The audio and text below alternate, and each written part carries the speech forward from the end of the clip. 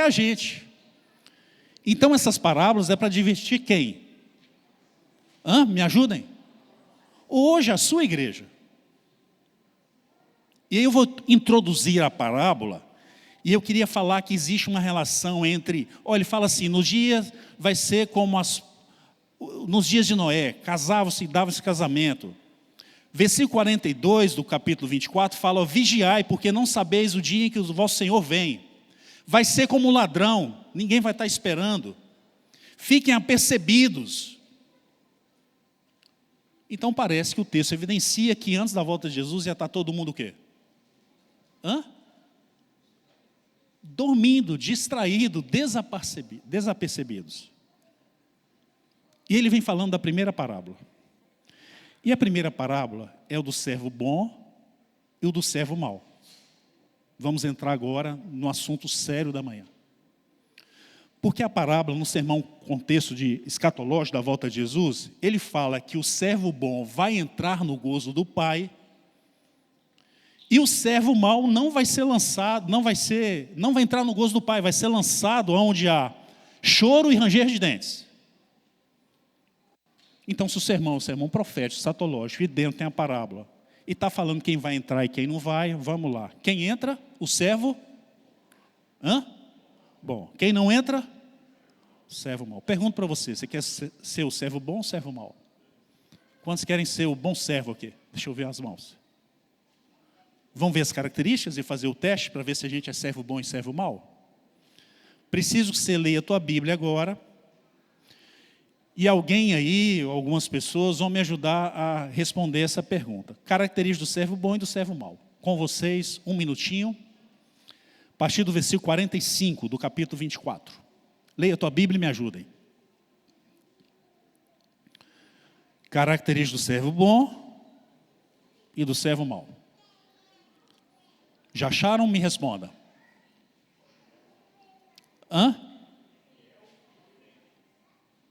E quem é o fiel e prudente? O que faz o quê? Lê o texto e me responde. Ele é fiel e prudente, mas ele faz o quê? Me ajudem, está no texto. Preciso que você tente achar a resposta, vai ser melhor aí. Ele faz o quê? Fazendo o quê? Está no texto. Dá o sustento ao seu? Fechou. O servo bom é aquele que o seu Senhor chamou, ele é um conservo, é servo também, mas tem uma responsabilidade. E o bom servo é aquele que dá o alimento certo, no tempo certo, para quem precisa. Quem é, pois, o servo fiel e prudente a quem o Senhor confiou os seus conservos para dar-lhes o sustento a seu tempo? Bem-aventurado aquele servo a quem o seu Senhor, quando vier, achar fazendo assim. Lhe confiará todos os seus bens. Então o servo bom é aquele que dá o alimento certo, na hora certa, para quem? Precisa. Não se iluda. Aqui não é ação social. O alimento aqui é o quê? A verdade presente. Então o servo bom é aquele que se preocupa em dar o alimento certo, na hora certa, para quem precisa. Esse é o que você quer ser, a gente já definiu. Mas eu vou falar um pouquinho agora do servo mau. O servo mau tem 3 características. Só para você avaliar aí, tá bom? Primeiro, diz consigo mesmo, meu Senhor, tarda, demora-se. Então o servo mau diz consigo mesmo, meu Senhor, demora-se. Vamos fazer uma avaliação do texto. Se esse servo mau dissesse com todo mundo somente que Jesus está voltando, o texto ia falar que ele diz consigo mesmo? Lógico que não. Se o texto está falando que ele diz consigo mesmo, meu Senhor demora, é porque ele está falando para os outros o quê? Se ele diz consigo mesmo, meu Senhor demora, e o texto está falando que é isso, com os outros ele está falando o quê? Jesus está voltando. Ele fala para todo mundo que Jesus está voltando, mas com ele mesmo ele faz o quê? Ele diz o quê? Meu Senhor Débora. Por isso que ele vai ser lançado num lugar bem interessante. Junto com quem? Com os hipócritas. Com os hipócritas, porque ele diz uma coisa, mas vive outra. Ele diz que Jesus está voltando, mas ele vive como se ele não estivesse voltando. Preste atenção, amigos. O servo mau falava para os outros que Jesus estava voltando, mas ele vivia como se não estivesse voltando. Porque o servo bom dá o alimento certo para quem precisa na hora certa. Mas o servo mau só fala o quê? Para todo mundo. Jesus está voltando. Mas ele vive como todo mundo vive. Me desculpe. Ele fala no discurso, mas é igual a todo mundo. Seja sincero comigo, se você souber Jesus fosse voltar daqui a um ano, como seria a tua vida? Hoje à tarde, você ia fazer o quê? Me responda. Se você tivesse certeza que Jesus estivesse voltando daqui a um ano, o que você faria hoje à tarde? Me responda, gente, participe. O que você faria hoje à tarde?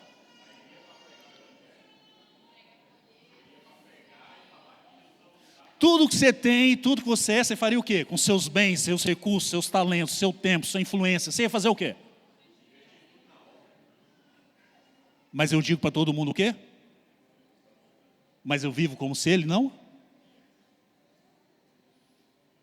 Mas o texto é mais esclarecedor. Me desculpe, gente. Preste atenção. Ele espanca os seus companheiros. A gente não bate em ninguém, mas eu pergunto para você. Se você tivesse um vizinho, meu irmão, que tivesse câncer, e você tivesse a cura do câncer, e não desse para o seu vizinho, não falasse, não ajudasse seu vizinho a ser curado do câncer, como é que você acha que as pessoas ao teu redor, como é que elas viriam você? Pare, pensa um pouquinho. Alguém tem a solução, mas não dá solução para os outros. Como é que você acha que é essa pessoa?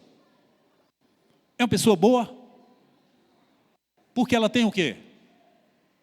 A cura, mas não compartilha com?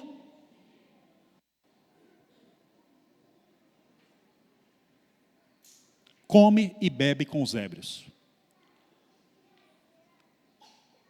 Ninguém fica bêbado aqui, ninguém bebe.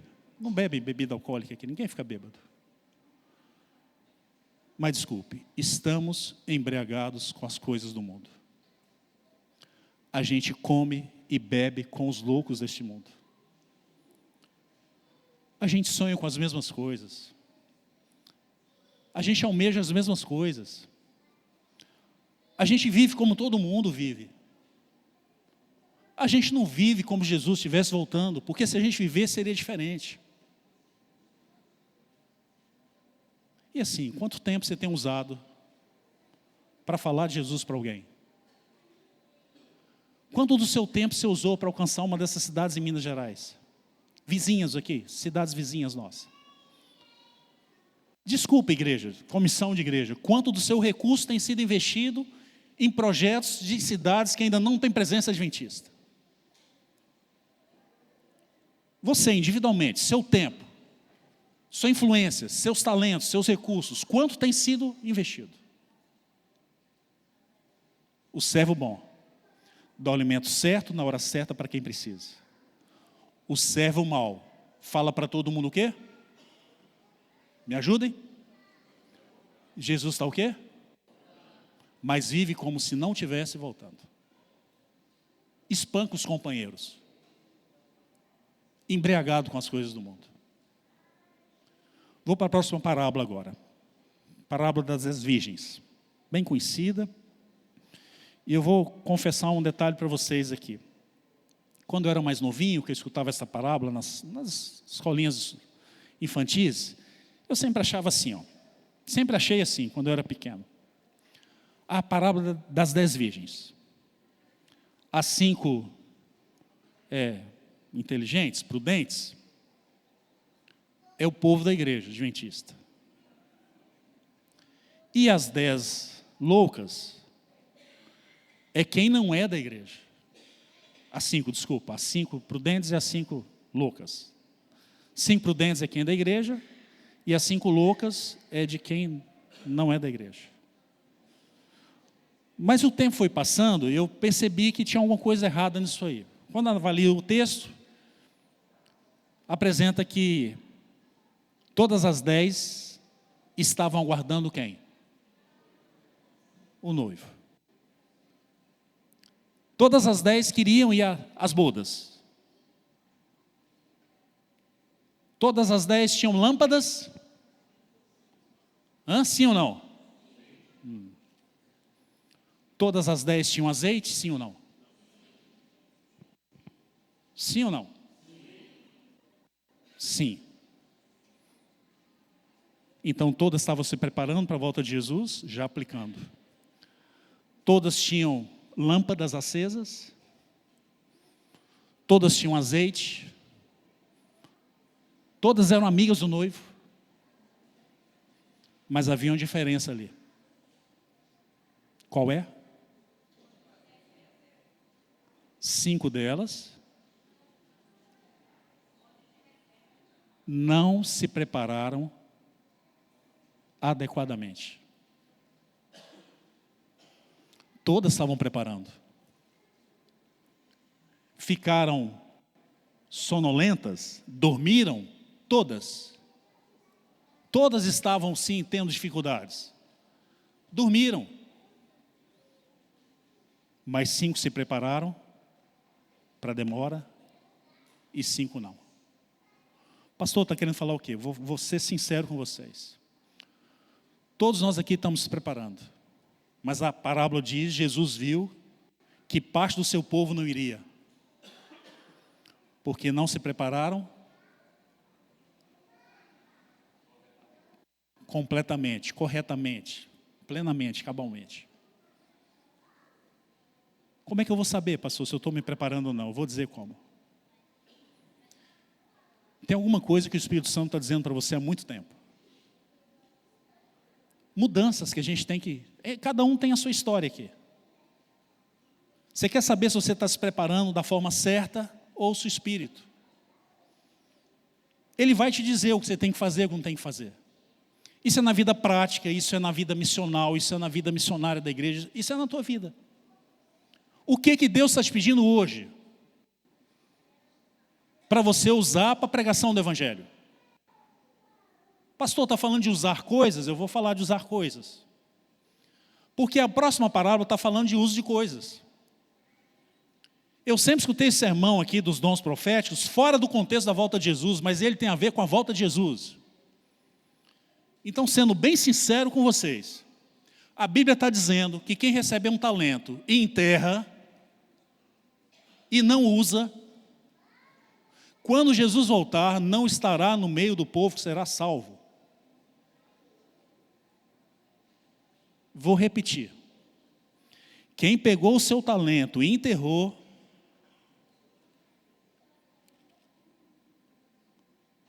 versículo 46. Irão estes para o castigo eterno, porém os justos para a vida eterna. Pegando especificamente o da parábola dos talentos, e o servo inútil lançá-lo-á para fora, versículo 30, nas trevas, e ali haverá choro e ranger de dentes. Pastor, dom. Como é que eu vou saber o que Deus me deu de dom? Tudo aquilo que você pode usar para a pregação do Evangelho. Vou fazer a lista. Recursos, influência, habilidades, tempo. Entende o que estou querendo dizer? Tudo que temos e tudo que somos deve ser usado para a pregação do Evangelho. É um dom que Deus nos deu para abreviar a tua volta. Eu sempre falo isso nesse contexto. Deus é dono de tudo. Deus é o dono de ouro e prata. Deus é dono.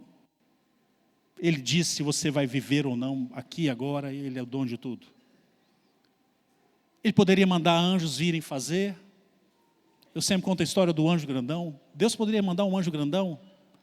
Um anjo grandão, estou falando sério, um anjo grandão, 7 metros de altura, andando nas ruas de Governador Valadares, Itaúmi, das cidades não alcançadas, Pingo d'Água, Itaúmi, essas cidades que precisam ser alcançadas.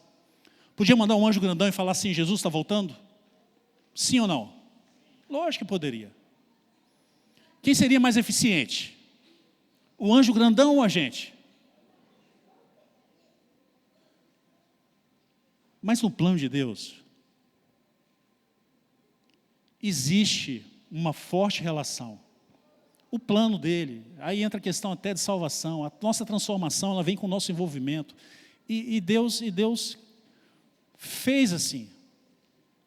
E nos adverte que a sua igreja, antes da sua volta, estaria distante, descomprometida. Então vou resumir e vou para o meu apelo. Deus te chama para uma obra especial.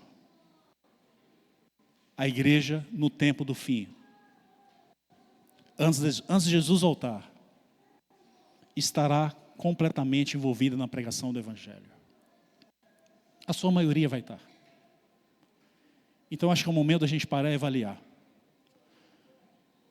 Quem eu tenho sido? Como eu tenho sido? O que eu tenho feito? Pastor, o senhor está falando de missão, mas eu queria falar também sobre razão de vida.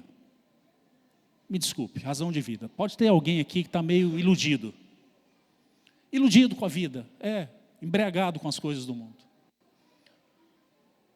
Não há felicidade, não há razão de existência se não for para fazer o que Deus quer que a gente faça da nossa vida. Tudo que a gente é e tudo que a gente tem deve ser colocado para o cumprimento da missão dessa igreja. Isso não é um sermão de mordomia, talvez você está achando. Não estou falando de mordomia, eu estou falando de missão da igreja. Eu estou falando de felicidade, eu estou falando de propósito de vida. Eu queria contar uma ilustração, só para você entender claramente o que estou querendo dizer.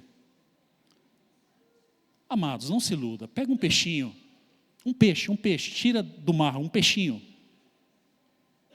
Tira do mar um peixinho, põe na praia, dê para ele um guarda-sol, uma mesinha com salgadinho, refrigerante, uma salada de fruta. Um peixinho, tirou da água, deu para ele isso aí. Vai ser feliz, sim ou não?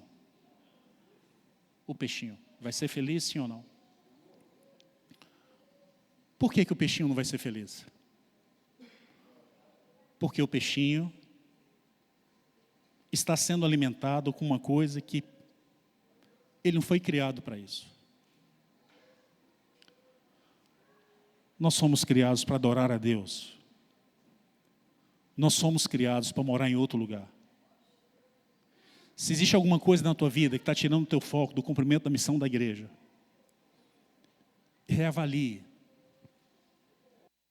Não haverá felicidade para alguém que não viva os propósitos de Deus. Deus quer usar você para cumprir a missão dessa igreja. Essas 375, 4, que em 2022 não tinham presença adventista, precisa da tua ajuda. E eu gostaria de saber quem nessa manhã está disposto a ser um servo bom, a se preparar adequadamente e a usar os seus dons para o cumprimento da missão dessa igreja. Deixa eu ver as mãos. Que Deus abençoe. Amém.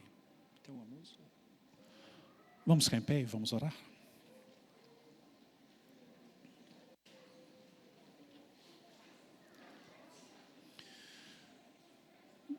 Bondoso Deus, nós te louvamos, somos agradecidos a Ti pelo privilégio que temos de ouvir a Tua voz através da Tua palavra.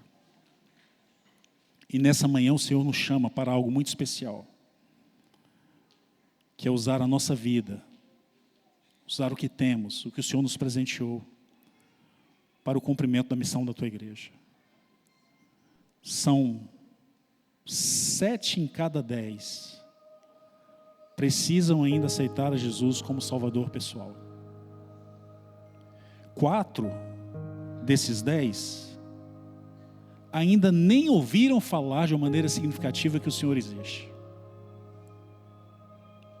E nós continuamos gastando o nosso tempo, as nossas energias, os nossos recursos, para viver para nós mesmos. Que o Senhor tenha misericórdia da gente, nos ajude a sermos servos bons, que sinta o desejo de dar o alimento certo na hora certa para quem precisa. Nos ajude, Senhor, a pregar para as pessoas que vivem ao nosso redor que o Senhor está voltando, mas também provar para eles e para o Senhor que nós também vivemos como se o Senhor estivesse voltando. Porque o nosso respirar é salvar pessoas, porque as atividades que nós fazemos na igreja é para salvar pessoas, é porque toda a nossa atenção é para salvar pessoas. Nos presenteie com esse sentimento, com essa visão. Nós estamos preparando para a Tua volta. Nós estamos também, precisamos entender o que Paulo disse lá, carta a Pedro disse ali, 3:20, que devemos também não somente aguardar, mas apressar. E que a gente possa de fato nos preparar, aguardando e apressando. O apressar faz parte do preparo. Nos ajude a fazer o que o Teu Santo Espírito nos chama para fazer. Nos ajude em relação à nossa influência, os nossos dons, os nossos talentos. Se há entre nós aqui um empresário, se há aqui um médico, temos aqui jovens, pessoas que poderiam dar mais para a Tua igreja, para o cumprimento da missão e não estão dando. Que o Senhor tenha misericórdia da gente. A nossa infidelidade não está somente em relação àquilo que nós fazemos, mas está relacionado com a nossa omissão, em relação àquilo que não fazemos. Tenha misericórdia de nós. E quando o Senhor voltar, possamos estar todos preparados para a Tua vinda. Esse é o nosso pedido nessa manhã, a nossa oração. Em nome de Jesus, amém.